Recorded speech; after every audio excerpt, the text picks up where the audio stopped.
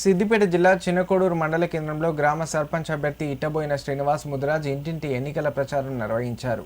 తనకు కేటాయించిన ఉంగరం గుర్తుకు ఓటు వేసి అత్యధిక మెజారిటీతో గెలిపించాలని ఓటర్లను కోరారు. తనను ఈ ఎన్నికల్లో గెలిపిస్తే మాజీ మంత్రి ఎమ్మెల్యే హరీష్ రావు సహకారంతో గ్రామాన్ని ఆదర్శవంతమైన గ్రామంగా తీర్చిదిద్దేందుకు కృషి చేస్తానని వెల్లడించారు.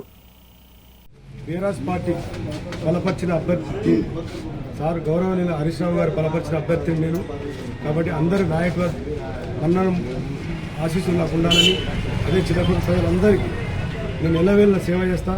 అదే విధంగా నాకు ఉంగరం గుర్తు కేటాయించిన ఉంగరం గుర్తుకు పెద్ద ఎత్తున ఓటేసి పెద్ద మెజార్టీకి గెలిపించాలని కోరుకుంటూ నేను స్థానికంగానే ఉంటా, ఇక్కడనే ఇల్లు కట్టుకుని ఇక్కడనే ఉన్నా కాబట్టి అందరికీ ప్రజలకు ఎలాంటి సమస్య వచ్చినా నేను అందుబాటులో ఉండి నా సాయశక్తుల కృషి చేస్తా. అదేవిధంగా నా వల్ల కానివిడలో కూడా ఎలాంటి ఇబ్బంది లేకుండా గౌరవనీయ హరీష్ రావు దగ్గర తీసుకుపోయి ఎలాంటి పనులన్నీ చేసేందుకు నేను ముందుంటా, గ్రామ అభివృద్ధిలో ముందుంటా.